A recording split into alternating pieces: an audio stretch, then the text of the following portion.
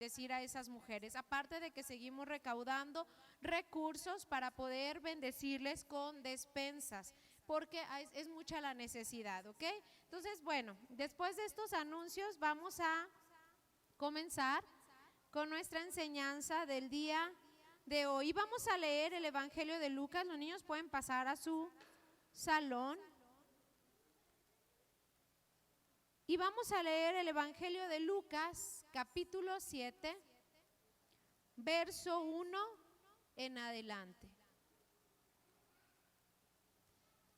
Evangelio de Lucas, capítulo 7, verso 1 en adelante. ¿Ya lo tiene?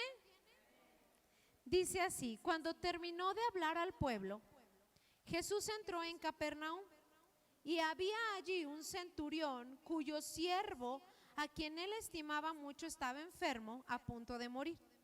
Como oyó hablar de Jesús, el centurión mandó a unos dirigentes de los judíos a pedirle que fuera a sanar a su siervo. Cuando llegaron ante Jesús, le rogaron con insistencia: este hombre merece que le concedas lo que te pide. Aprecia tanto a nuestra nación que nos ha construido una sinagoga. Así que Jesús fue con ellos. No estaba lejos de la casa cuando el centurión mandó a unos amigos a decirle: Señor, no te tomes tanta molestia, pues no merezco que entres bajo mi techo. Por eso ni siquiera me atreví a presentarme ante ti. Pero con una sola palabra que digas, quedará sano mi siervo. Yo obedezco órdenes superiores y además tengo soldados bajo mi autoridad. Le digo a uno ve y a otro ven y viene. Y le digo a mi siervo haz esto y él lo hace. Al oírlo, Jesús se asombró de él y volviéndose a la multitud que le seguía comentó: les digo que ni siquiera en Israel he encontrado una fe tan grande. Al regresar a su casa, los enviados encontraron sano al siervo del centurión. Lucas capítulo 7, verso 1 en adelante, cuenta la historia de uno de los milagros de Jesús. Dice la Biblia en este pasaje que nosotros acabamos de comenzar a leer, que cuando Jesús llegó a la ciudad de Capernaum, se le acercaron unos ancianos que habían sido enviados por un centurión. El centurión era un hombre que pertenecía, un soldado que pertenecía al ejército de Roma. Y este hombre, centurión, se le llamaba centurión porque tenía bajo su cargo un grupo de soldados a quienes ellos le obedecían. Entonces dice la escritura que cuando Jesús llegó a Capernaum, resulta que había ahí un hombre, un soldado romano, un centurión específicamente hablando. Y quiero decirle algo importante respecto a los centuriones. La historia dice que estos hombres eran los más importantes dentro del ejército de Roma. Y esto de que él fuera centurión representaba que tenía bajo su cargo 80 hombres quienes obedecían cada una de las órdenes que él daba. Este centurión había sido escogido de entre muchos otros hombres por la cuestión de que habían visto sus superiores en él, que tenía capacidad, que tenía influencia y que podía llevar a cabo todo lo que tenía que ver con cuestiones militares. Entonces, para el momento en que Jesús está entrando en Capernaum no había precisamente guerra, por lo que se dice que este centurión, específicamente este centurión romano del que habla el Evangelio de Lucas capítulo 7, estaba en Capernaum por dos cosas: una, o para guardar el orden completo de la ciudad, o número dos, para ser el encargado de revisar que las cuotas de impuestos se levantaran justo de la manera que se tenía que hacer. Entonces, en pocas palabras, este centurión romano del que habla el pasaje que nosotros acabamos de leer, trabajaba directamente para Herodes. Él trabajaba específicamente para el rey Herodes, lo cual lo hacía de entre todos los centuriones, aunque ya eran alguien importante, este centurión era alguien mucho más importante. Era una persona con un puesto y un rango de autoridad grande en Capernaum.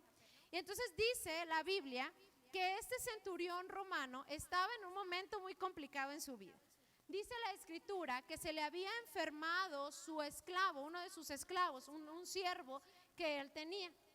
Y por esta cuestión de que se le había enfermado el esclavo, es que él acude a Jesús.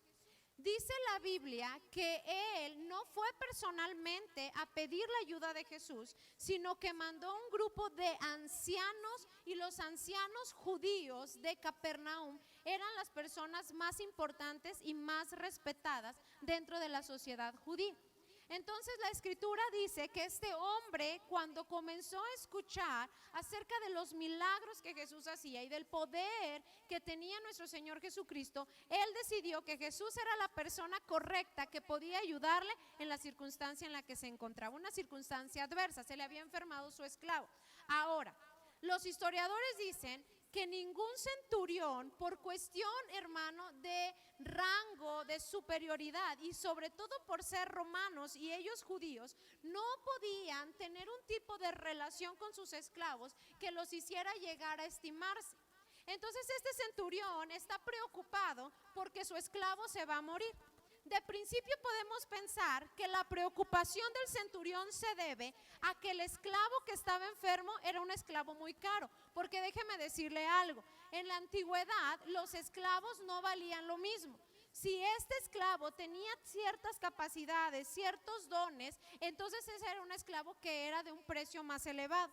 Si un esclavo solamente servía para hacer alguno que otro trabajillo, ese era un esclavo de menor precio y de menor rango. Entonces, de entrada, nosotros podemos pensar que la gran preocupación del centurión se debe a que el esclavo enfermo es un esclavo caro, que si se le muere no va a encontrar otro con sus mismas cualidades. Y esto podríamos pensarlo, y esto lo han pensado los historiadores, debido a que la posición de rango, de autoridad y la diferencia de nacionalidades no podía ser que este hombre, este romano, se sintiera en un momento ligado en afecto a cualquier otra persona que fuera de menor rango que él. Pero la Biblia dice, y la profundidad de las palabras originales de este pasaje dicen que él no estaba preocupado porque el esclavo que se le fuera a morir fuera un esclavo caro, sino que estaba preocupado porque en verdad quería y estimaba a ese esclavo que estaba enfermo. Había llegado a haber un tipo de amistad, un lazo afectuoso con ese esclavo que le hizo al centurión romano mover todas sus influencias y mover todo lo que tenía para poder conseguir un milagro para su esclavo enfermo. Y entonces dice la escritura que cuando comenzó a escuchar que Jesús había llegado a Capernaum, decidió enviar a las personas más importantes de la nación, a los ancianos. Y cuando estos ancianos se dirigieron hacia donde se encontraba nuestro Señor Jesucristo, dice la escritura que se presentaron con Jesús y comenzaron a relatarle la situación por la que ellos habían llegado a donde estaba el Señor Jesucristo. Y entonces la Biblia dice que ellos comenzaron a decir algo como: Señor, hemos venido porque el centurión de la ciudad nos ha mandado para pedirte algo. Y entonces Jesús pregunta: ¿y qué necesita el centurión romano? Y los ancianos dicen algo que quiero que comiences a poner atención en esto. Los ancianos dicen estas palabras, dicen: bueno, él en realidad, él en su persona no necesita nada. Él esta tarde, noche, no sé qué hora era del día, nos ha enviado porque él necesita un milagro para su esclavo. Dice la Biblia, hermano, que Jesús no contestó inmediatamente: muy bien, eso es lo que necesita, vamos a donde está la necesidad, sino que se quedó unos minutos pensando, al punto que los ancianos comenzaron a rogarle, a implorarle y a decirle: tú tienes que contestar la petición del centurión, tú tienes que hacer algo hoy, porque este hombre merece tu intervención, este hombre merece tu ayuda. Y la realidad es que yo me voy a atrever a pensar que Jesús no estaba dudando entre si ir o no a hacer el milagro, sino que Jesús comenzó a llamarle la atención que este hombre poderoso estuviese pidiendo algo que no era para él, sino que fuera para otra persona.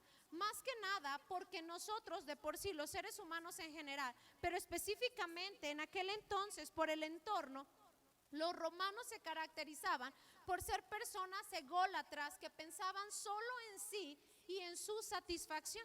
Entonces Jesús está pensando que cómo es que un hombre romano ha pedido la intervención de un judío para salvarle la vida a un esclavo, porque los esclavos eran considerados nada. Y mientras Jesús está considerando y pensando esto que le ha llamado la atención del centurión romano, los ancianos comienzan a rogarle y comienzan a decirle: Jesús, perdónanos, no sé si tienes una agenda más ocupada, no sé si tenías otro pendiente, pero si alguien merece, y quiero que ponga atención en eso, porque la Biblia usa la palabra merecer, hermano. La mayoría de nosotros sentados en las iglesias cristianas siempre decimos cosas como: yo no merezco, yo no soy digno, yo no merecía. Todo es por la gracia de Dios, todo es por la misericordia de Dios. Pero aquí hay un grupo de ancianos que se presentan ante Jesucristo el Salvador, el Señor, y usan la palabra Él merece. Jesús, no sé qué tenías pensado hacer ahorita, no sé hacia dónde te dirigías, pero sí tenemos que decirte, y tú tienes que saber, que el centurión romano merece tu intervención en la situación que le está atravesando. No sé si otras cosas eran importantes en tu día, pero tienes que hacer una pausa y tienes que ir hacia donde está el esclavo del centurión, porque él merece tu ayuda. Y entonces dice la escritura que como ellos lo veían como que no daba un paso, ellos le comenzaron a contar algunas cosas que había hecho ese hombre a favor de ellos. Y le dijeron: este hombre no solamente nos ha mandado a rogar por su esclavo, lo cual ya lo hace un hombre excepcional, un hombre fuera de lo normal que se considera dentro de los centuriones, sino que este hombre, a pesar de ser romano, ama a los israelitas, ama a la nación de Israel. Señor, Él ama a la nación, tu pueblo, y no solamente la ama y no nos ha sometido con tiranía, sino que nos ha construido una sinagoga, un lugar a donde ir a leer la ley, un lugar a donde ir a buscar a Dios. Este hombre es un hombre que merece tu ayuda y tu intervención. Vive para los demás, ama la ciudad a donde se le ha enviado a servir y ha hecho también cosas buenas por nosotros. Inmediatamente después de que los ancianos terminaron de decir esas palabras, dice la escritura que Jesús se puso en camino, hermano. Jesús se puso en camino hacia el lugar a donde se encontraba la necesidad, hacia donde estaba el siervo del centurión romano enfermo. Y cuando Jesús va camino allá, ni siquiera se acerca todavía hacia donde está el siervo enfermo y sucede el milagro. Usted puede leer una y otra vez la historia en su casa. El centurión, de hecho, jamás tiene un acercamiento a Jesucristo por cuestiones de muchas cosas que él le manda a decir al Señor. Pero cuando los siervos, los ancianos y todos los que habían ido a pedir a Jesús la intervención para la ayuda de este hombre regresan, el hombre enfermo estaba sano. Jesucristo había sanado al siervo del centurión, que no tenía gripa, tenía una enfermedad tan grave que estaba a punto de morir. O sea, sin la intervención de Dios, las cosas hubieran terminado en muerte, en tristeza, en un funeral, en una situación que se hubiera salido de las manos. Pero ese día las cosas cambiaron. Ese día no hubo muerte. Ese día la enfermedad se fue porque Jesucristo hizo un milagro.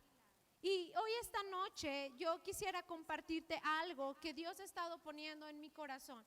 Y quisiera que hiciéramos énfasis en las palabras de los ancianos que dicen: el centurión romano merece. En el lapso de nuestra vida cristiana, hermano, cuando nosotros venimos a Dios, y yo lo he vivido porque yo crecí en el Evangelio durante ya bastantes años, yo creo que se nos ha enseñado lo que te acababa de mencionar hace unos minutos. Nadie merece, nadie obtiene porque merezca, sino que todo lo que nosotros tenemos es por la gracia y la misericordia de Dios. Y déjeme decirle algo: cuando nosotros estudiamos la Biblia, no algunos pasajes aislados, no, cuando nosotros estudiamos la Biblia completa, tenemos que llegar a la conclusión de que eso no es cierto. Hay una sola cosa que nos es dada sin merecerla. Hay una sola cosa extraordinaria que nos cambia la vida por completo y que no hay obras, ni sacrificios, ni nada que tú y yo pudiéramos hacer para conseguirla. Y esa efectivamente es la salvación. Todos nosotros somos salvos por la misericordia de Dios. Tan asombrosa es la salvación que ni siquiera habías nacido y dice la Escritura que Dios había decidido que tú un día ibas a ser salvo. Y no vamos a entrar en detalles esta noche en ese tema, pero a eso se le llama la predestinación de los santos. Ni siquiera el mundo se había fundado y tú ya estabas destinado para un día decir: acepto a Jesucristo en mi corazón como mi Señor y Salvador, y venir a los pies de Cristo. Eso dice la Biblia. Es algo sorprendente y algo maravilloso, pero eso lo dice la Biblia. Ahí está escrito, lee tu Biblia y lo encontrarás. Y nadie de nosotros pudo hacer absolutamente nada para ganar la salvación de Cristo, y ninguno de nosotros puede hacer nada para obtener el amor de Dios a través de la persona de Jesucristo para la salvación. Eso es gratis para nosotros, ¿verdad? Eso es para todos, hermanos. Eso está al alcance de todos aquellos que quieran recibir al Señor en su corazón como su Señor y Salvador. Pero cuando nosotros leemos y estudiamos la Biblia, tenemos que llegar a la conclusión de que lo único que se te otorga por la gracia y la misericordia infinita de Dios a todos en general, esa es la salvación. Pero cuando nosotros hablamos de merecer el favor, la intervención de Dios en un momento específico de la vida, entonces nosotros tenemos que ser tan inteligentes como para haber llegado a la conclusión, después de estudiar varias veces la Biblia, de que eso solo se le otorga a aquellos que lo merecen.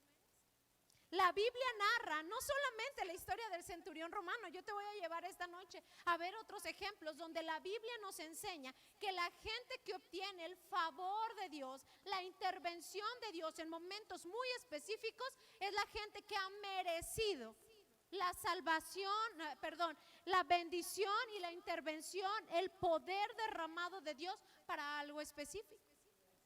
Los ancianos se presentan y le dicen: Jesús, Él merece que tú sanes a su esclavo que está enfermo. Muchos capítulos después, algunos años después, habrá una mujer llamada Dorcas, hermano, quien morirá de repente, de estar sana, de un momento a otro morirá. Y esta mujer en su vida se dedicaba a una cosa que para nosotros parecería muy insignificante. Dorcas es una costurera. Ninguno de nosotros pensaría, cuando habla de su propósito en la vida, ni cuando habla, hermano, acerca de servir al Señor, ninguno de nosotros diría: ay, yo quisiera ser costurero, ese es un ministerio. No, pero la Biblia dice que esta mujer llamada Dorcas era una costurera, y que lo que hacía con su vida y con su talento que tenía era coser vestidos o hacer vestidos para las huérfanas y las viudas de Israel. Y entonces ella invertía su tiempo, su energía y su talento en coserles vestidos a los que no tenían y en ser una bendición para aquellas que estaban huérfanas y viudas. Y un día Dorcas muere de repente. Y cuando las huérfanas y las viudas escucharon que Dorcas se había muerto, dice la Biblia que acudieron al apóstol Pedro y le dijeron las siguientes palabras: tú tienes que orar para que Dorcas resucite. Y Pedro se sorprende, ¿verdad? Qué trabajo, qué tarea tan difícil la que le acaban de otorgar. Y ellas dicen: porque nosotros necesitamos que ella siga con vida, porque ella ha sido una bendición para nuestras vidas. Nosotros necesitamos que Dorcas vuelva a la vida y resucite, porque tiene un propósito en esta tierra, tiene algo por lo que vivir, para seguir vistiendo a las huérfanas y a las viudas de todo Israel. Dice la Escritura que Pedro oró por Dorcas y el Señor le devolvió aliento de vida en su cuerpo y ella resucita. Hay un grupo de mujeres muy parecidas a los ancianos que dicen: Pedro, yo no sé si alguien más en esta ciudad se muere y necesite resucitar, pero Dorcas merece volver a la vida, porque mientras tuvo vida se convirtió en una bendición para los demás. y mientras tenía vida fue la respuesta de Dios a la necesidad de las viudas y de las huérfanas. Hay un hombre centurión que va en contra de todo lo que le han sido enseñado en el ejército durante toda su vida. Y no solamente ayuda para que los demás puedan ver lo que él hace, sino que incluso ha llegado a ser una bendición y una respuesta para aquellos que no le van a poder devolver jamás el favor, porque su esclavo jamás va a poder hacer algo por él como lo que él pueda hacer por su esclavo. Este hombre se ha convertido en una bendición para los que le rodean, pero también en una bendición para toda una nación. Y esta noche, hermano, yo quiero hablarle acerca del poder que hay cuando nosotros, cada uno de nosotros se convierte en el propósito de Dios en la vida de alguien más. Es un principio y es un principio muy importante porque este principio puede desatar en tu vida. Hace unos minutos cantábamos, se rompen cadenas. Este principio puede romper las cadenas de tu inestabilidad. Este principio, vivir bajo este principio, siendo una bendición para otros, convirtiéndote en la respuesta de Dios para otros, puede venir a cambiar la situación presente que tú pudieras estar atravesando. No es algo que se recita. No, esta noche no voy a enseñarle a declarar, a proclamar ni a decir esas cosas. Y esta noche, a la luz de la Escritura, mi deseo es que tú y yo aprendamos que la gente que vive con el favor y la intervención del poder divino son aquellos que han encontrado un propósito y una razón para vivir aquí en la tierra. La gente que merece, como dirían los ancianos y las mujeres que oraron por Dorcas, que Dios intervenga en su momento más oscuro, es la gente que ha sido la respuesta de Dios para muchas otras personas. No estoy hablando de ir en tu carro y darle 5 pesos al que te toca la ventanilla o te limpia los parabrisas y dices, ya fui una bendición para él. No, estoy hablando de poder ser alguien en la vida de uno o bastantes personas que le pueda marcar, cambiar y transformar. Y perdóneme, pero si usted no sabía que esa es la razón de la existencia del ser humano, esa es la razón por la que a veces nos sentimos incompletos, aun cuando tenemos un buen trabajo, una familia, etcétera, etcétera. Porque el ser humano fue creado según lo que dice la Escritura, y Dios se lo reafirmó al patriarca Abraham: fuiste creado para que en ti sean benditas todas las familias de la tierra. Fuiste creado para ser una bendición. Fuiste creado para dejar de pensar en ti y comenzar a pensar en cómo impactar la vida de los demás. Fuiste creado para descubrir que el propósito en tu vida, el propósito de tu existencia en esta tierra se reduce a poder impactar a alguien más, y que en tu momento más oscuro y en tu momento de más grande dificultad haya alguien que ruegue delante de la presencia de Jesús y le diga: no puedes llevártelo, no puede pasar esto, porque fulano se merece tu intervención, por cuanto ha cambiado mi vida, por cuanto ha sido una bendición para mí. Pero sabes que creo, y este es un asunto un poco preocupante, que la mayoría de nosotros, hermano, no estamos viviendo para ser una bendición, un canal de bendición en la vida de alguien más. Incluso creo que estamos a veces tan preocupados y tan concentrados en cómo yo ser feliz y cómo yo descubrir lo que yo quiero y obtener lo que yo quiero para sentirme pleno. Pero no hay forma de cómo sentirse pleno si no es a través de encontrar el propósito y la razón por la cual nosotros estamos aquí. Y quiero que vayas conmigo ahí a la carta de Gálatas.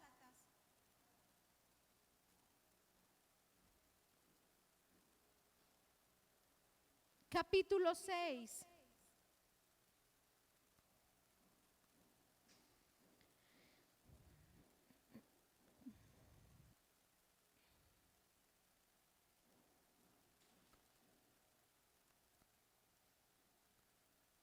Gálatas capítulo 6, verso 9 y 10.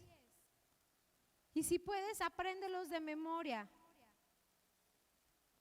Dice así: no nos cansemos de hacer el bien, porque a su debido tiempo cosecharemos si no nos damos por vencidos.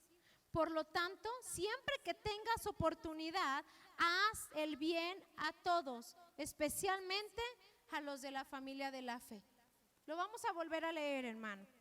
Dice, no nos cansemos de hacer el bien, porque a su debido tiempo cosecharemos si no nos damos por vencidos. Por lo tanto, siempre que tengamos la oportunidad, hagamos bien a todos y en especial a los de la familia de la fe. No nos cansemos, dice el apóstol Pablo en la carta de los Gálatas, de hacer el bien. En otras palabras, él está diciendo, no te canses de ser una continua bendición para alguien más. No te canses porque a su debido tiempo cosecharás. ¿Cuál es ese debido tiempo? ¿Cuál es ese tiempo específico en el que tú y yo necesitamos cosechar todo el bien que hemos sembrado? ¿Cuál es ese momento específico en el que necesitamos cosechar aquello que hemos sembrado en la vida de alguien más cuando nos convertimos en una bendición para ella? Un momento de necesidad. Un momento donde ocupamos la intervención de Dios. Y a lo mejor algunos aquí están pensando, no, pues yo no estoy pasando. Mira, hermano, sería bien de gente bien mentirosa esta noche decir, yo no ocupo la intervención de Dios en un momento específico. Porque hasta las personas que tratan de vivir de la forma más íntegra y santa necesitan continuamente el favor y la intervención de Dios. Todos los días nos enfrentamos a retos. Todos los días nos enfrentamos a situaciones. Yo he experimentado últimamente y más con todo lo que hicimos el año pasado con el colegio. De verdad, hermano, era como que yo decía, bueno, es lunes, ojalá no pase nada, pero era lunes y luego era martes y luego era miércoles y luego era jueves, viernes, sábado y todos los días se necesitaba la intervención de Dios porque siempre hay situaciones que enfrentar. Siempre, no tenemos que estar hablando esta noche de estar ya con un último suspiro en la cama de un hospital, pero todos necesitamos continuamente la intervención de Dios. Necesitamos la intervención de Dios cuando los hijos se enferman. Necesitamos la intervención de Dios cuando las finanzas no van corriendo como nosotros quisiéramos. Necesitamos la intervención de Dios cuando sientes que ya tu esposo o tu esposa no te aman, porque la verdad que la has regado muchas veces. Necesitamos la intervención de Dios cuando los hijos no quieren conocer de Dios. Necesitamos la intervención de Dios cuando estamos a punto de perder el trabajo. Necesitamos la intervención de Dios, hermano, cuando se nos presenta un problema que no ocasionamos o que probablemente hayamos ocasionado. Necesitamos la intervención de Dios todos los días. Necesitamos que Dios esté continuamente derramando su gracia y derramando su favor. La palabra favor no está muy alejada de esa palabra que tú usas cuando dices, por favor. Favor significa que Dios haga algo por nosotros que no hace por todos, sino que lo hace solamente por ti, haciéndote un favor. A veces no sé qué cree usted que significa la palabra favor y la recitamos y la cantamos y te otorgue favor y te dé su favor y no sé qué piensas que es favor. Pero favor es lo mismo que cuando alguien hace algo por ti porque sabe que lo mereces. Porque dice, bueno, sí, te voy a hacer a ti el favor. No se lo hago a cualquiera, pero está bien, te voy a hacer a ti el favor. Es más, hermano, solamente un sinvergüenza se atreve a pedirle un favor a alguien por quien no ha hecho nada. Solamente un sinvergüenza. Tiene la cara para ir a decir, ay, le voy a pedir un favor. Yo la verdad cuando él me ha pedido algo nunca lo hago, siempre lo trato mal, siempre hago cosas malas, pero le voy a pedir un favor y me lo tiene que hacer. Se necesita estar muy mal de la cabeza para pensar que se te va a otorgar el favor. Pero cuando tú dices, yo siempre que mi compañero ha necesitado esto, yo lo he hecho y yo le he echado la mano aquí, me he portado muy bien con él, entonces tú dices, sé que si le pido este favor, tengo la plena seguridad de que me lo va a hacer. Y entonces vas sin pena y dices, quiero pedirte un favor. Y no importa el tamaño del favor que sea, tú sabes que lo obtendrás porque probablemente has cosechado lo suficiente en esa persona para obtener ese favor. Eso significa la palabra favor. Nosotros oramos porque el favor de Dios esté sobre nosotros. Pero no se trata de una oración. Y no ocurre con solo orar. No es como que vienes, oras y entonces el favor se te da. Estamos hablando de Dios haciéndonos favor, hermano, respecto a algunas situaciones o circunstancias específicas de la vida. Todos continuamente, y estoy plenamente segura, necesitamos la intervención del Señor. Es más, cuando empezó la epidemia, todos aquí necesitábamos la intervención del Señor. Todos.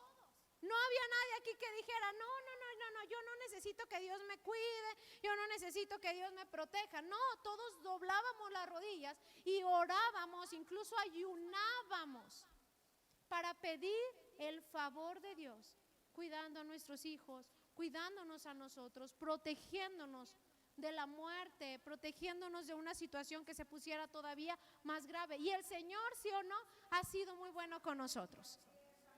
El Señor nos ha cuidado, hermano. El Señor nos ha protegido y el Señor ha mostrado su favor, nos hizo el favor de cuidarnos durante todo el tiempo de la pandemia. Y todavía no ha acabado, ¿verdad? Pero nos ha cuidado, nos ha protegido, el Señor nos ha sostenido. Entonces, cuando nosotros hablamos de favor, cuando hablamos de milagros en nuestra vida, cuando hablamos del poder de Dios derramándose en nuestras vidas, ese es el momento que dice la Biblia, ese es el tiempo oportuno cuando cosechamos, si no nos dimos por vencidos. ¿De qué? De ser una bendición para otros. Si no nos dimos por vencidos de nuestro propósito. Si no nos dimos por vencidos de estar plenamente conscientes de que estamos aquí para ser la respuesta de Dios para la vida de otros y marcar la vida, el corazón y el alma de otras personas. Y te vuelvo a repetir, no estoy hablando de que le cambiaste la vida a alguien que te limpió el parabrisas y le diste 5 pesos y entonces tú piensas que le has cambiado la vida a alguien. No, estoy hablando de convertirte, de invertir tu vida, tus días, tus años, tu energía y todo lo que eres en ser un impacto y una bendición. Y no se necesita ser pastor para eso, hermano. Tampoco se necesita ministrar en la alabanza. Se necesita que con tu vida, con tus dones y tus talentos, comiences a hacer aquello para lo cual Dios te ha creado. Dorcas no cantaba en la congregación. El soldado romano no era pastor de la sinagoga. Solamente hacían aquello que podían con excelencia, con sus dones y talentos, e impactaron desde su lugar de trabajo la vida de otras personas. ¿Quién se iba a imaginar que una costurera iba a poder cambiar y revolucionar toda una ciudad vistiendo a las huérfanas y a las viudas? ¿Quién se iba a imaginar que un soldado, un centurión, un hombre que no era apreciado en Israel, iba a cambiar su vida por haber construido una sinagoga con sus influencias? ¿Quién se iba a imaginar que el haber hecho ese acto de interceder por su esclavo le iba a abrir la puerta para un milagro? ¿Quién se iba a imaginar cuando Dorcas, mientras pasaba esas tardes en su máquina de coser, se hubiese imaginado que ese vestido le podría devolver la vida cuando ella estuviese muerta literalmente? ¿Cuándo se lo iba a imaginar? Pero decidió, hermano, convertirse en la bendición y en la respuesta para alguien más. Yo creo que tú y yo estamos llenos de dones y capacidades que el Señor nos ha otorgado. Creo que sería muy mal pensar, alguno de nosotros aquí, que tú has sido desprovisto de los talentos, las capacidades y el propósito de Dios. De hecho, ninguno de nosotros nace sin propósito. Todos los seres humanos nacen en esta tierra con un propósito de parte del Señor. El problema es que pasan los años y vamos transcurriendo y ya pasó el 2019, que el año de la no sé qué, y el 2020 y el año de la no sé qué, y llegaremos al 2021 y yo ruego a Dios que yo no esté parada aquí volviendo a hablarte de propósito, de descubrir tu propósito, de vivir en tu propósito, porque tú y yo no hemos entendido cuál es la razón por la que estamos aquí. Dios quiera y no, hermano. Y no porque tú te hayas ido, ¿verdad? Ni yo me haya ido, sino porque nosotros entendimos que esas capacidades naturales, eso que tú, para lo que tú eres bueno, eso es lo que quiere usar el Señor para darte propósito, sentido, para darte una razón por la cual merezcas el favor y la intervención de Dios en tu momento, en tu noche más oscura, en tu tiempo cuando necesites cosechar lo que has sembrado. Y Gálatas continúa diciendo, por lo tanto, siempre, no de vez en cuando, siempre que tengas la oportunidad, hazle bien a alguien. No, a todos, hermanos. Pablo dice, hazle bien a todos, sea una bendición para todos, en especial a los de la familia de la fe. Siempre que puedas, dice Pablo, siempre que tengas la oportunidad, hazle el bien a alguien, hazle el bien a todos, empezando por los de la familia de la fe. Conviértete continuamente en una bendición para los hermanos de la iglesia primeramente, pero después para toda la gente que te rodea, para todas las personas que están a tu alrededor. Quisiera que fueras conmigo en el Antiguo Testamento, al libro de Ruth.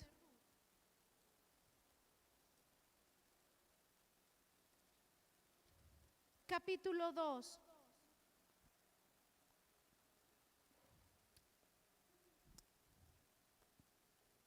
Libro de Ruth, capítulo 2, verso 4. Y si alguno mujer me puede traer mi botella de agua, se lo agradecería mucho, por favor.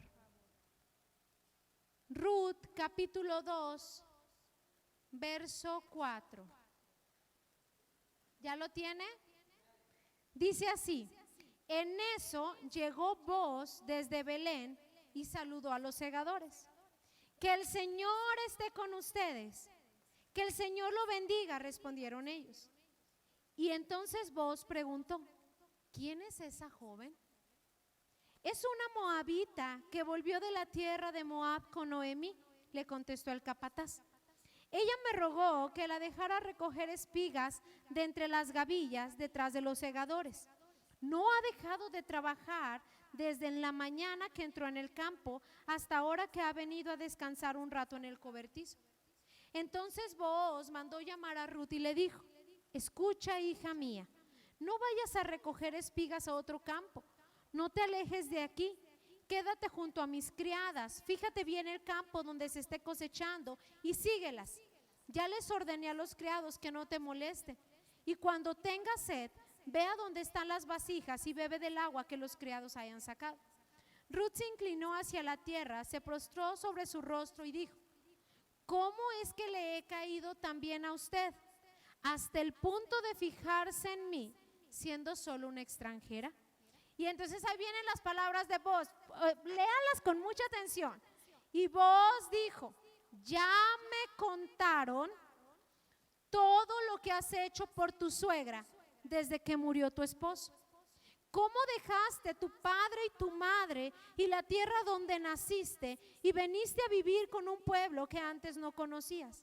Escuche bien, hermano, que el Señor te recompense todo lo que has hecho.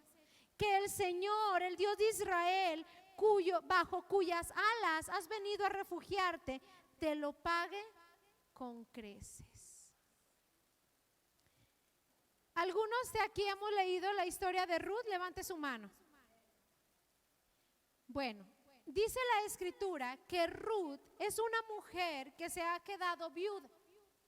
En un tiempo de mucha hambre en Israel, una familia abandonó su casa para ir en busca del sustento en el pueblo de Moab. Y estando en Moab, este hombre de familia, este señor llamado Elimelech, que se llevó a Moab a su esposa Noemí y a sus 2 hijos, se muere estando en la tierra extranjera. Y entonces, pasados algunos años, específicamente 10 años, también mueren sus 2 hijos, dejando a Noemí viuda y sin hijos. Pero como estos hombres ya habían crecido, se habían casado con algunas mujeres moabitas, y una de esas mujeres se llamaba Ruth. Cuando Noemí se voltea a ver y se descubre sin absolutamente nada, se ha quedado sin nada, no tiene familia, no tiene casa, no tiene nada. Dice la escritura que decide regresar a Israel para ir a morir allá. Y entonces, cuando ella ha decidido que irá otra vez a la tierra de su parentela, en el camino ella le dice a sus nueras, Ruth y Orfa, quienes han quedado viudas, y ella les dice: no quiero que vayan conmigo a Israel porque yo no tengo nada que ofrecer. Es más, tan mal me ha tratado la vida que ya no quiero que me llamen Noemí, quiero que me llamen la amargada. Eso dice la escritura. Sí, pero Mara significa amargada. Entonces ella dice, ya de aquí en adelante no quiero que me llamen Noemí, quiero que me llamen la que está amargada. ¿Conoce a alguien así, hermano? No te van a decir llámame la amargada, ¿verdad? Pero tú qué ganas quisieras de llamarle la amargada. Gente que le ha tratado muy mal las situaciones de la vida. Noemí no está amargada por gusto o placer. Ha perdido todo, hermano. Se quedó sin esposo, se quedó sin sus hijos, se quedó sin su casa, lo ha perdido todo y de pilón está en una tierra extranjera, lejos. No hay nada peor que cuando no estás en tu casa y de por sí tú cargas con todas estas circunstancias adversas. Y entonces dice que ella le dijo, no quiero que me sigan, no quiero, no tengo nada que ofrecer. Y Orfa dijo, perfecto, me regreso a mi casa como si fuera soltera, me conseguiré a alguien más con quien casarme y volveré a hacer mi vida. Pero entonces Ruth, esta mujer de quien acabamos de leer y que lleva por título de su nombre este libro de la Biblia, dice que le dijo a su suegra, hermano. No se lo dijo a su amiga, porque desde ahí vamos a empezar a establecer bien el principio. No se lo está diciendo a su madre, ni se lo está diciendo a su hermana, no se lo está diciendo a su mejor amiga, se lo está diciendo a su suegra. Y ella le dice, no te voy a abandonar, no voy a dejarte, estás pasando por una situación y una circunstancia muy adversa, tú ya eres anciana, no puedes trabajar, yo no te voy a dejar, no te voy a desamparar, a donde vayas allá voy a seguir. De aquí en adelante tu pueblo, y dice esas palabras muy conocidas y famosas, tu pueblo será mi pueblo, tu Dios será mi Dios, y solamente la muerte hará una separación entre mí y tú. Solamente la muerte. Dice que fue tanta la insistencia de Ruth, porque Noemí le decía, no Ruth, vete, déjame sola, quiero vivir sola, quiero estar sola. Así suele ser la gente que está atravesando por momentos de dificultad, quieren estar solos, hermano. Y Ruth le insistió tanto y tanto y tanto y tanto que Noemí terminó cediendo.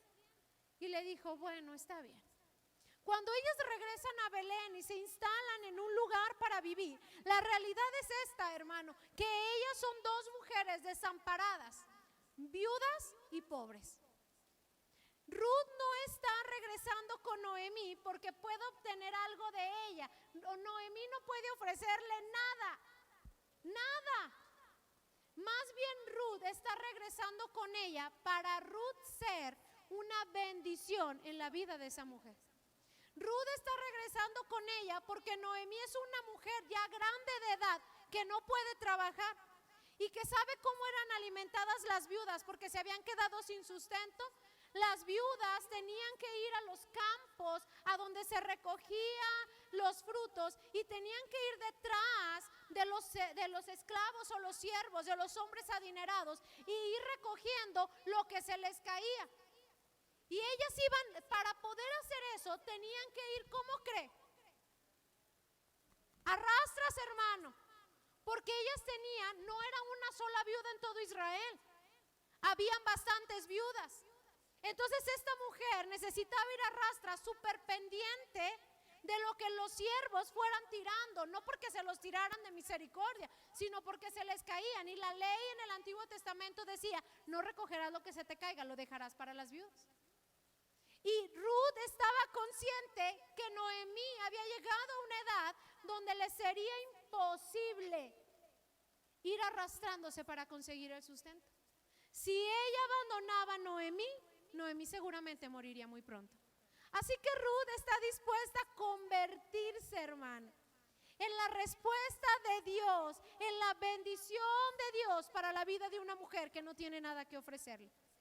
Y al llegar, después de instalarse, Ruth sale al campo que le queda más cercano y comienza a recoger lo que los criados están tirando. Ella es una mujer viuda, perdió a su esposo también. Así que ella tiene el derecho de ir recogiendo lo que los esclavos de este hombre llamado Boaz van tirando, los siervos de Boaz van tirando. Y cuando vos, el jefe del campo, el señor adinerado, llega a donde está ese día a supervisar sus campos, dice que inmediatamente se fijó en Ruth y le preguntó a su capataz y le dijo, ¿quién es esa muchacha? Y entonces él le dice, es Ruth, la moabita, que regresó con Noemí. Y dice entonces que él la mandó llamar. Y le dijo, eso sí ya no entraba dentro de las leyes que establecía la ley del Antiguo Testamento, del Pentateuco, hermano. Esto él lo hace de su favor. Y le dice vos a Ruth, no te vayas a ir a ningún otro campo, aquí en este campo te vamos a tratar bien. Ya le dije a los criados que no te molesten. Y cuando tú tengas sed, mira, allá se pone el cántaro con agua, solo ve y toma el agua que necesites y sigue trabajando. Ruth es una mujer extranjera. El centurión romano es un hombre extranjero. Y entonces Ruth le dice a vos, ¿qué he hecho para caerte bien? Ni siquiera nos conocemos, tenemos unos pocos minutos de entablar esta conversación.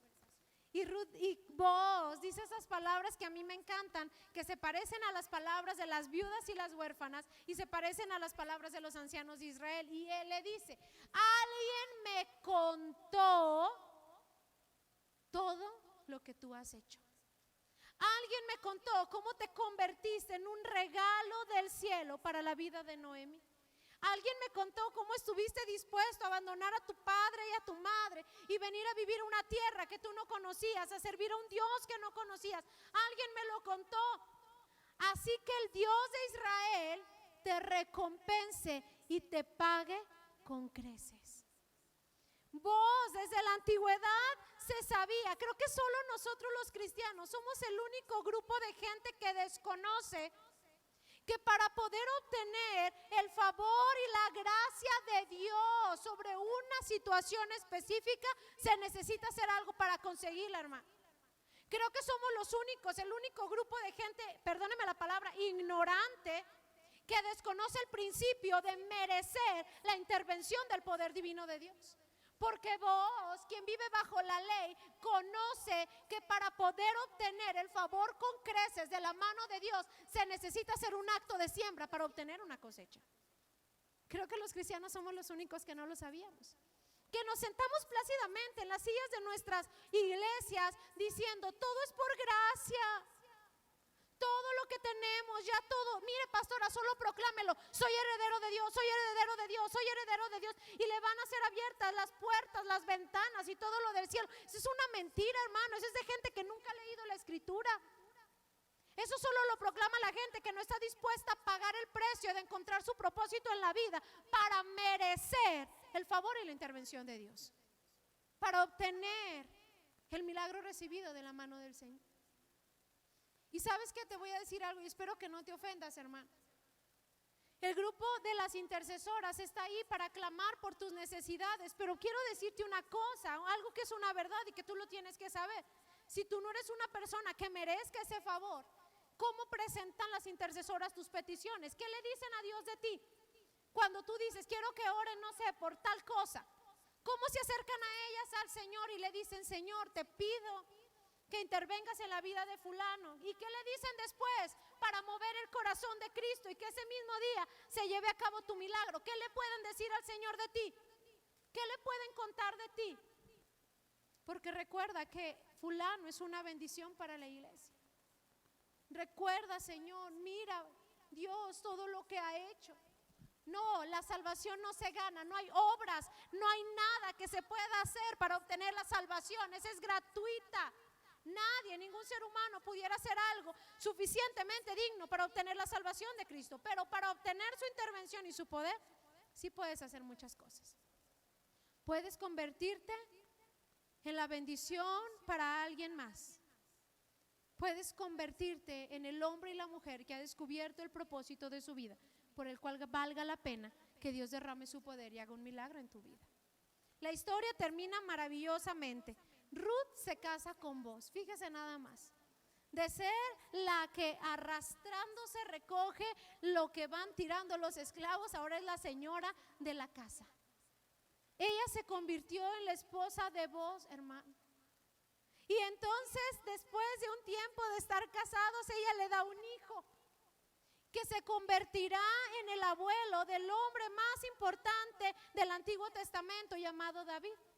Porque Dios miró qué claridad hubo en las palabras de Boaz esa tarde, noche, mañana, cuando miró a Ruth. Cuando Boaz declaró, ahí sí funcionó el decreto y la declaración. Cuando Boaz decretó, Dios te lo pague con creces, se lo estaba pagando al Señor con creces a Ruth. La incluyó en la genealogía de nuestro Señor Jesucristo. Ruth aparece en la genealogía de Jesucristo, hermano, porque nuestro Señor Jesucristo es de la descendencia de David. Y muchos años después, Ruth seguirá siendo conocida por su historia. ¿Qué hizo? Arrastrarse a recoger unas cuantas semillas para darle de comer a su suegra. No predicaba desde un altar, no ganaba multitudes para Cristo o hacía propaganda para el pueblo de Israel. Solo descubrió que haciendo lo que podía y sabía hacer, se convertía en la bendición de alguien más. Y eso hacía que el favor de Dios se activara sobre su vida. Eso hacía que su vida cambiara por completo. Boaz la amaba y Noemí de Pilón fue bendecida. Dice la escritura que Noemí crió a este hijo que tuvo Boaz y Ruth. Y que a los últimos versos de este libro de Ruth, la escritura termina diciendo que las vecinas de Noemí decían: Noemí ha vuelto a tener un hijo. No porque fuera literal, pero porque ahora Obed, así se llama su nieto, se había convertido en todo lo que ella había perdido en la tierra de Moab. Ruth no se cansaba, su vida no tenía límites, seguía bendiciendo y bendiciendo a su suegra, la honraba, la bendecía, se había convertido. Ese era su propósito de vida. Si alguien le preguntara a Ruth, ¿para qué naciste? Ella no sabe que ha nacido para darle un día genealogía a Jesucristo. Ella solo sabe que ha nacido, que ha llegado a la conclusión de que en los últimos días de su vida ella ha reconocido que nació para ser una bendición en la vida de Noemí, para preservarle la vida cuando ella era una mujer anciana y creía que no había razón para vivir. Y Ruth fue usada por Dios para darle una razón otra vez a Noemí. Cargaba en sus piernas y sobre sus brazos a Obed, y ella volvió a recobrar espíritu de vida y volvió a encontrarle sentido a la existencia y murió plena. Dijo: no se crean, ya no me llamen la amargada, si mejor síganme diciendo Noemí, porque ya le volví a encontrar sabor a la vida. ¿Gracias a quién? A Ruth. Y Dios le pagó con creces, hermano. Si puede venir mi esposo para poder ir terminando. Es un principio. Y los principios en la Biblia no están para conocerse y leerse, están para practicarse y poder comprobar los beneficios, hermano. Y poder comprobar los beneficios de vivir en los principios de Dios. No es una historia aislada en el Nuevo Testamento. No sucedió solamente con el centurión romano. No hay algo en él, hermano, por ser solo centurión romano, que lo haga obtener el favor ese día de la mano del Señor. Incluso, ¿sabes que he pensado que si los ancianos de Israel hubiesen ido a Jesús ese día con una actitud de indiferencia, de venimos a pedirte porque Él es el jefe de la ciudad y tenemos que hacerlo, y si hubieran presentado ante Jesús con una actitud de indiferencia ante la necesidad del soldado romano, ante la necesidad del centurión, Jesús probablemente le hubieran dicho: vayan y díganle a ese hombre, vayan y díganle al centurión que no voy a hacer nada, no tengo ni por qué ir a su casa. Y tú dirías: no, Jesús jamás diría eso. Sí, Jesús había venido específicamente para hacer una bendición y una ayuda a la nación de Israel. Y ese es un soldado romano, no es un israelita. En un pasaje específico, una mujer que no pertenece a los judíos se acercó a Jesús y le dijo: Jesús, ayúdame, mi hija está muy mal. Y Jesús le dijo: discúlpeme, pero yo no vine a ayudar. Ahorita este es el tiempo y el momento que he venido solo para los israelitas.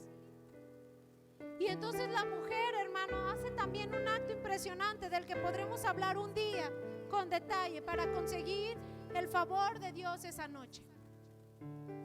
Pero Jesús le dejó muy claro y fue muy específico y le dijo a la sirofenicia: el poder que salga de mi mano es solo para los judíos. Esta temporada es una temporada solo para ellos. Ya después vendría la salvación de todos nosotros los gentiles. Pero cuando Jesús estuvo en la tierra, Él vino a los suyos. Eso dice la palabra. Vino a los judíos, a la gente de su pueblo. ¿Qué hace a Jesús? Derramar poder sobre un centurión romano, alguien que no pertenece a la nación de Israel, un acto que él había hecho antes. Lo que mueve la mano de Jesús a favorecer al romano es que él se había convertido en alguien que había descubierto el propósito por el cual estaba en la tierra. ¿Cuál es tu propósito? Porque, hermano, cuando uno tiene 5 años de edad, uno dice: uy, no, la vida, qué larga. Y los niños dicen: ¿cómo quisiera tener 10? Los de 5. Y luego los de 10: ¿cómo quisiera tener 15? Y los de 15: ay, qué ganas de ser ya una persona adulta y vivir mi vida. Pero cuando uno tiene 30, 40, uno dice: qué ganas de tener 5. Porque uno descubre que la vida en serio se va así, hermano, pero volando. Pasan los años, pasan y pasan y pasan y pasan. Estábamos en enero, ya estamos ahorita a mitad de año.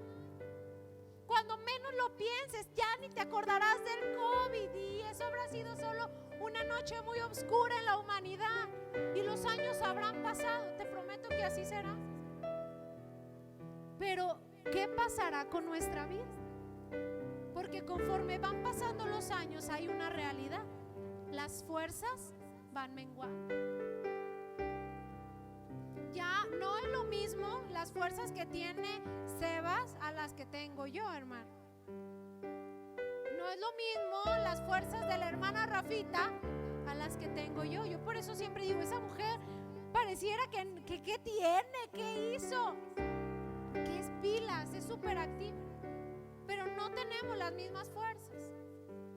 Cuando nosotros vamos avanzando en edad, tú descubrirás, cuando llegue ese triste día en que descubras tu propósito muy tarde, entonces dirás: qué ganas de haber hecho esto muchos años atrás. ¿Por qué no fui valiente y emprendí esto? ¿Por qué no me abracé de ese sueño que Dios estaba poniendo en mi corazón? ¿Por qué no descubrí mi propósito antes? ¿Por qué no descubrí que a lo mejor lo que era, lo que podía hacer con mi talento, que no parecía algo espiritual, pero es espiritual? Si Dios te lo dio, es espiritual. Hermano, no todos vamos a ser apóstoles, ni todos vamos a predicar. Algunos de nosotros no lo hacemos bien y lo tenemos que reconocer. Tenemos otros talentos, úsalos. Úsalos, porque ahí te convertirás en la bendición de alguien más, en la respuesta de Dios a alguien más. Y entonces en el momento de tu dificultad, en el momento de tu noche oscura, el Señor dirá: lo merece, alarguémosle la vida. Lo merece, sanemos a sus hijos. Lo merece, abramos las ventanas de los cielos a su favor. Lo merece. Cuando David estaba siendo perseguido por su hijo, el panorama era tan oscuro que todos sabían que Absalón tenía todas las de ganar. Ya David había servido a la nación bastantes años. Y entonces, en ese momento de tan gran dificultad, el pueblo de Israel hizo una oración ante Dios y le dijo: Dios, no apagues la lámpara de Israel. Así le decían a David. David era la lámpara que había alumbrado un tiempo de monarquía sequía oscura que lo había antecedido. A David los israelitas, su pueblo, le llamaba la lámpara de Israel. Él era una lámpara que encendía aún la más densa oscuridad. Había venido a darle color a la nación, le había venido a dar sentido. Y en su momento de angustia hubo un grupo, una nación que oró y clamó a Dios a su favor y le dijo: Señor, no nos apagues la lámpara de Israel, presérvale la vida a David. Y Dios los escuchó. David regresó triunfante para sentarse una vez más en su trono y concluir con un periodo de reinado de 40 y tantos años sobre la nación de Israel y convertirse en el más grande monarca que ha tenido la nación. Todo porque durante todo el tiempo de su existencia se convirtió en una bendición para su nación. ¿Cuál es tu propósito? ¿Cómo vas a descubrirlo, hermano? Dice la gente, y digo esto muy continuamente, pero la gente siempre dice: es que yo no sé cuál es mi propósito, en serio, no sé para qué nací. Oro y Dios no me dice nada. Eso es una mentira, porque el más interesado en que sepas para qué estás aquí y cuál es el propósito de tu vida, ese es Dios. Así que no creo que tú hayas orado lo suficiente como para que Dios no te haya respondido. No lo creo, hermano. Creo que cuando hay un corazón de un hombre y una mujer que están sedientos de conocer cuál es el propósito de su vida, hay un Dios que está diciendo: para esto naciste, para esto estás aquí. Y vas a tener que dar pasos de fe, y vas a tener que ser valiente, y vas a tener que tomar toda la fuerza del Espíritu Santo para cumplirlo. Pero si solo hay una sola vida, ¿por qué llegar a la eternidad arrepintiéndote por siempre de cómo la viviste, hermano? ¿Por qué? ¿Por qué? Perdón, pero déjeme decirle algo.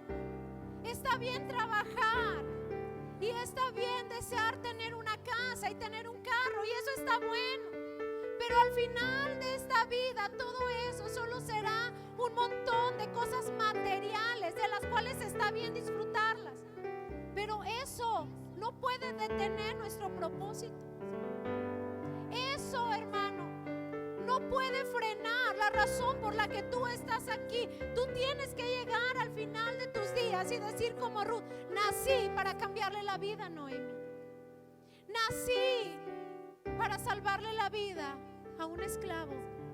Nací para vestir huérfanas y viudas. Nací para salvar a una nación del exterminio, como lo hizo Esther. Nací para salvar a mi familia en medio de un diluvio que terminó con todo lo que existía. Nací, dice Abraham, para poder dar inicio a la nación más bendecida de todas las edades y todos los tiempos. Toda la gente de Dios nació con un propósito. Moisés nació para liberar a la nación de Israel. José nació para preservar la vida de sus hermanos en el tiempo del hambre.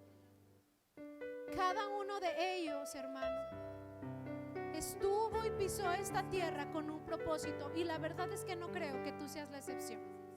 No creo en serio que tú seas un accidente. No creo que tú seas algo que salió de un pecado. No, creo que si Dios te dio la vida es porque tiene un propósito para ti. ¿Por qué tardas tanto en descubrirlo? ¿Qué necesita pasar para que descubras el propósito de tu vida? Porque cuando llegue tu noche oscura, cuando llegue el momento en que ocupes la intervención de Dios, ojalá haya gente que ore por ti diciendo: Señor, fulano merece que tú hagas ese milagro. Señor, sutanito merece que tú derrames tu poder y hagas esto a su favor. Póngase de pie esta noche.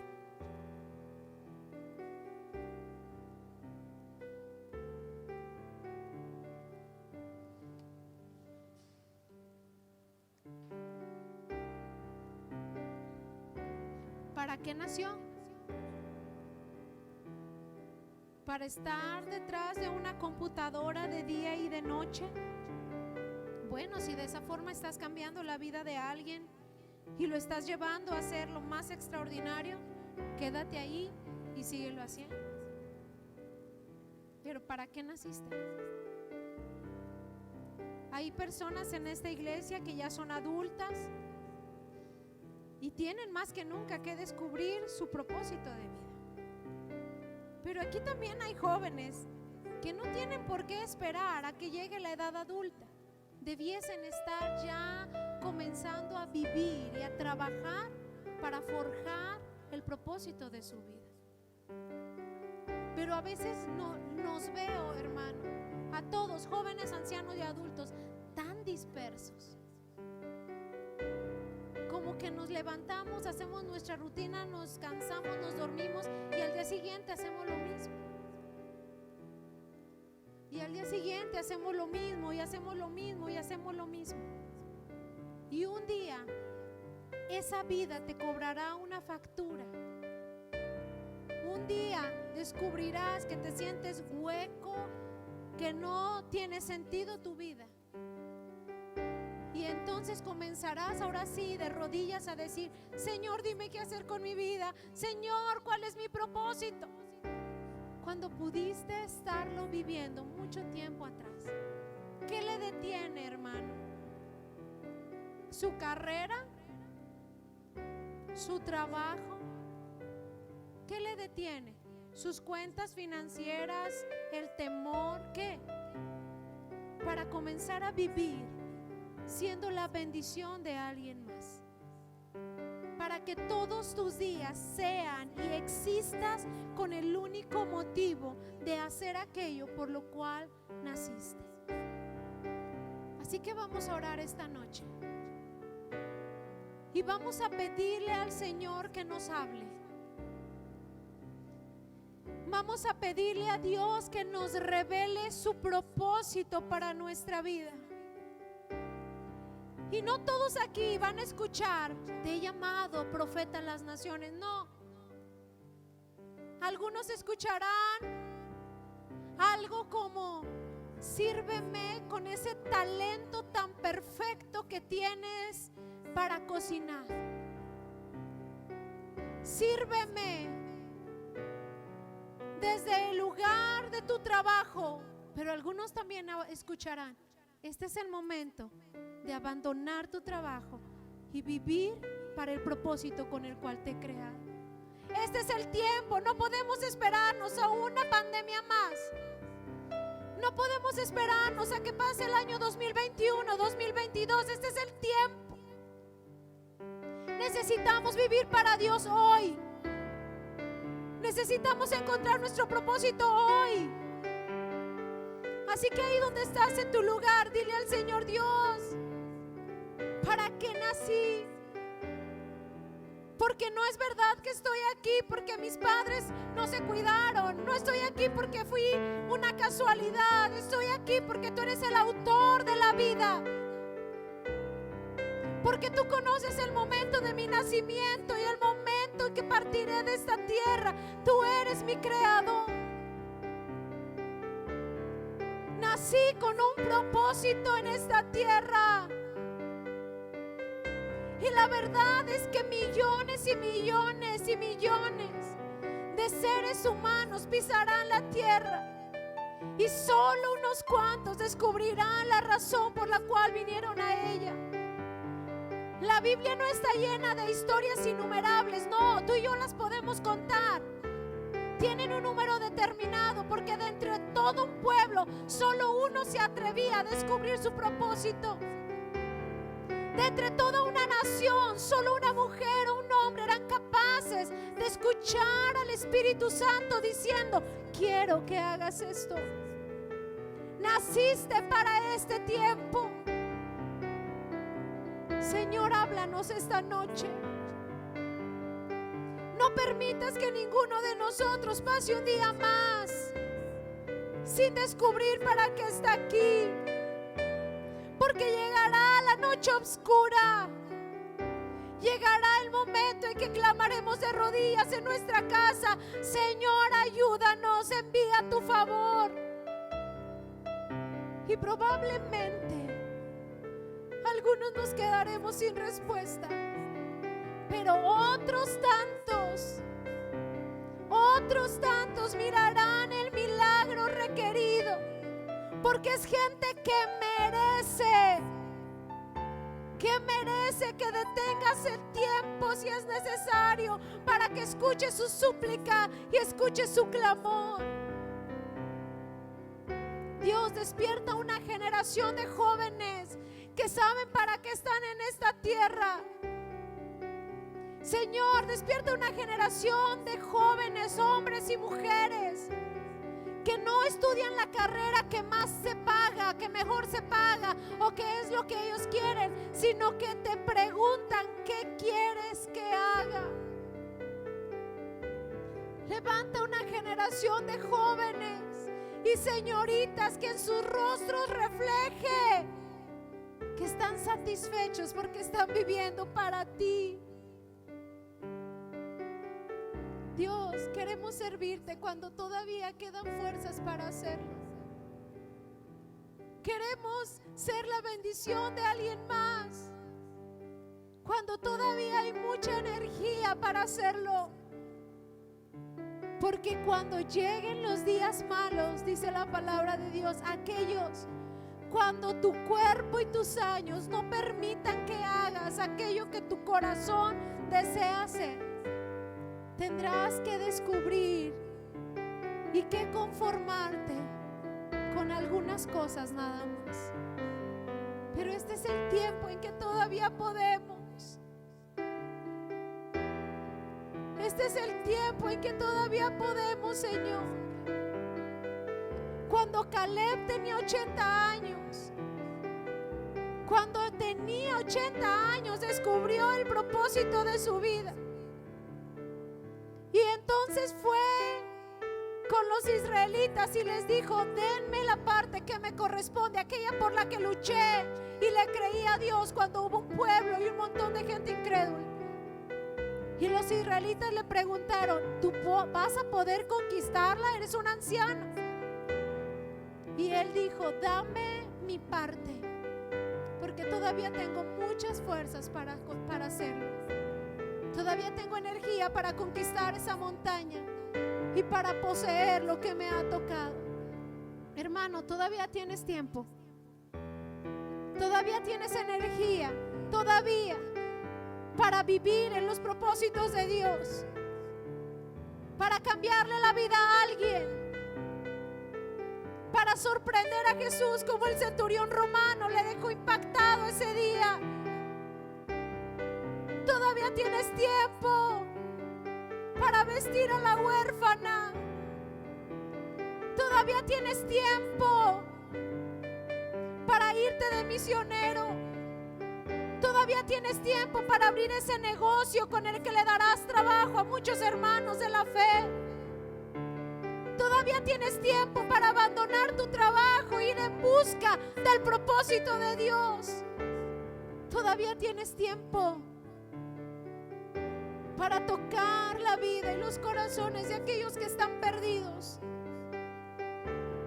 Todavía tienes tiempo para abrir escuelas donde se eduque a los niños en la fe y los principios de Dios. Todavía tienes tiempo para grabar ese disco que pueda calmar el alma ansiosa de algunas personas. Todavía tienes tiempo de escribir libros. Todavía tienes tiempo de abrir un comedor y cocinar para ellos. Tienes tiempo para hacer lo que Dios te ha llamado a hacer. Todavía hay tiempo. Así que despójate de tu temor. Echa un lado.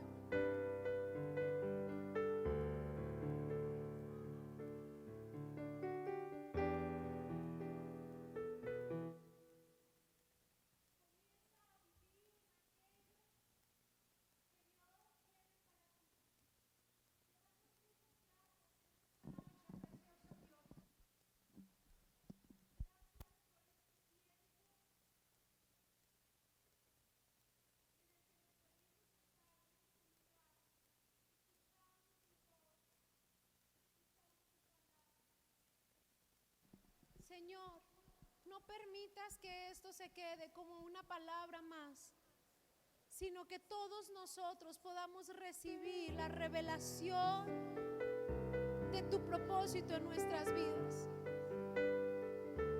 Que nos vayamos a la cama satisfechos porque hemos vivido un día más en tu propósito. Señor, despierta esta generación, despierta esta iglesia, Señor. Despiértanos, Dios, en el nombre de Jesús. Porque esta es la temporada, este es el momento preciso cuando nos estás llamando. Este es el día en que el Señor te está haciendo una invitación. Y quiero concluir haciendo algo simbólico, pero que es importante para el Señor y Él me lo está poniendo en mi corazón.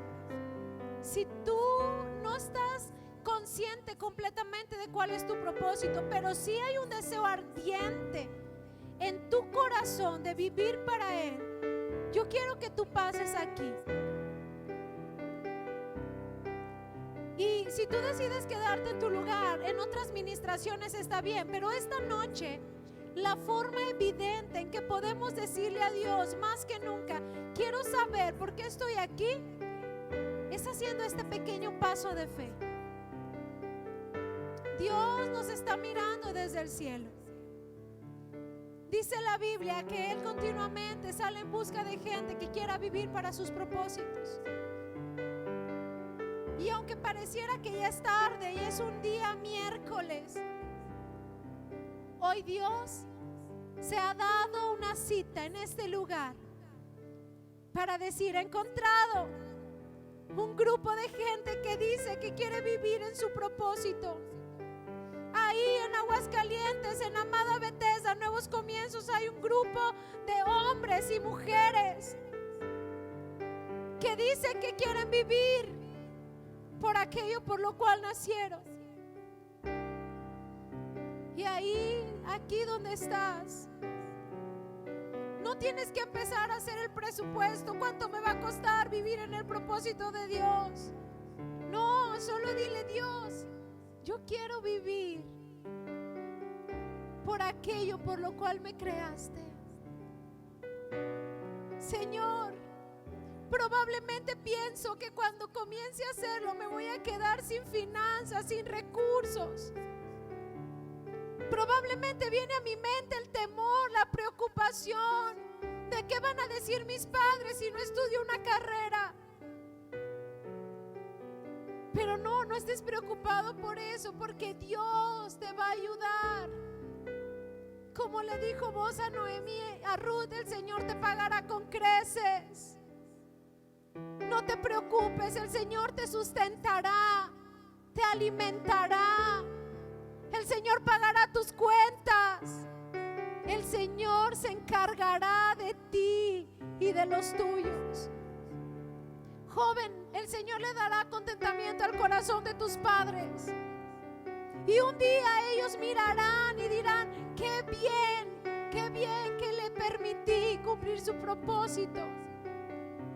No tengas temor de emprender, de salir de tu rutina, del día de hoy decidirte y mañana comenzar una nueva vida. No tengas temor, porque el Señor estará contigo. No ha habido. Puedes leer tu Biblia y no encontrarás a uno solo de ellos que haya aceptado el llamado de Dios y Dios le haya dejado desprovisto. No encontrarás a ninguno de ellos abandonado, muerto de miedo, perdido en sus dudas. Los encontrarás victoriosos, viendo milagros sobrenaturales. Les encontrarás siendo alimentados por los cuervos, abriendo el mar. Les encontrarás comiendo el maná que desciende del cielo todos los días para tu alimentación. Los encontrarás llenos de fe y victoriosos, hallando gracia ante los hombres, pero primeramente ante Dios. Este es el tiempo. Necesitamos despertar. Necesitamos descubrir nuestro propósito, porque probablemente unos tantos lo sabemos, pero la iglesia no va a poder funcionar Si tú no descubres por qué estás aquí, necesitamos que tú también descubras tu capacidad y comiences a trabajarla. La iglesia se llenará el día que todos nosotros estemos cumpliendo nuestra función. El día que cada pieza de este rompecabezas llamado Amada Bethesda Nuevos Comienzos haya encajado a la perfección y todos hayamos tomado el puesto que nos corresponde. Ese día, tú y yo conoceremos lo que es vivir en el plan y el propósito perfecto de Dios. Señor, mira todas estas vidas. Háblales en sueños. Dales palabra profética. Háblales a través de una prédica que escuchen por ahí en YouTube. Háblales de día y háblales de noche. Háblales cuando estén dormidos, sentados, acostados. Háblales hasta que no les quede ninguna duda de por qué nacieron y por qué están aquí. No les dejes tranquilos a partir de ahora. Inquiétalos y que un día digan como dijo el profeta Jeremías: intenté olvidarme de mi propósito, pero Dios es un fuego que me consume desde las entrañas y no puedo vivir sin hacer aquello por lo cual nací. Consúmeles hasta que no quede nada de ellos, hasta que hayamos cumplido todo lo que tú escribiste en el libro acerca de nosotros. Gracias esta noche, Espíritu Santo. Gracias, Dios, gracias. En el nombre precioso de Jesús, a ti sea la gloria. En el nombre de Jesús. Amén. Gracias, Señor.